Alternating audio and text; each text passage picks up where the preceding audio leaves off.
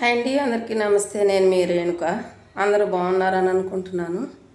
నేను ఒక విషయాన్ని చెప్పాలని వచ్చానండి. ఈ మధ్యకాలంలో సోషల్ మీడియాలో ప్రతిదానికి రచ్చరచ్చ చేసుకుంటూ మనిషి మనుగడ మీద దెబ్బ కొడుతూ ఎవరిని కూడా ఐక్యమత్యంగా ఉండనీయకుండా చేస్తున్న ఈ మత కలహాలు పెట్టే వాళ్ళ గురించి మాట్లాడదామని వచ్చాను.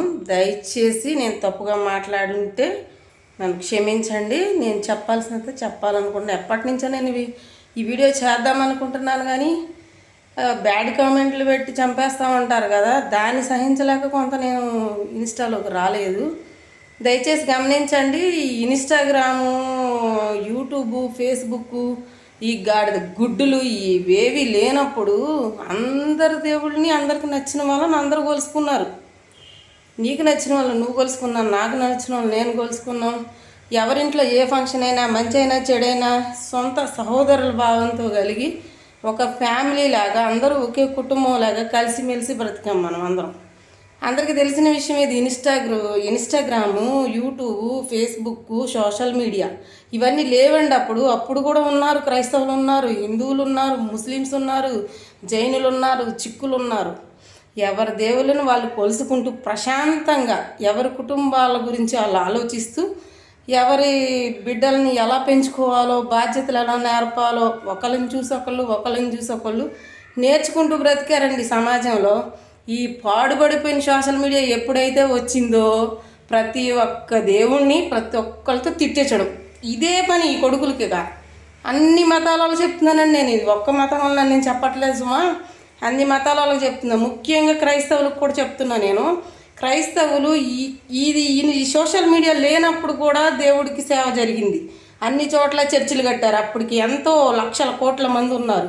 మీకెందుకురా ఇన్స్టాలు ఇవన్నీ సోషల్ మీడియాలో పెట్టి దేవుణ్ణి ఎందుకురా ఇన్ని మాటలు అనిపిస్తున్నారు?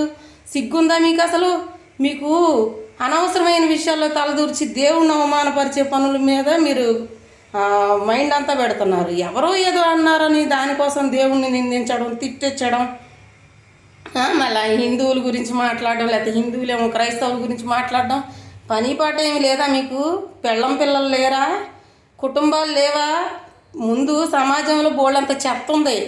ఆ చెత్తను ఎలా ఏరిపారేయాలి అది చూడండి. ముందు మన కుటుంబంలో మన పిల్లలు మన కష్టాన్ని ఎలా పాడు చేస్తున్నారో, లేకపోతే మనం కంటున్న కళల్ని భవిష్యత్తు లేకుండా ఎలా చేసుకుంటున్నారో దీని గురించి ఆలోచించండి. ఎవరికి ఇష్టమైన దేవుడిని వాళ్ళు నమ్ముకోండి.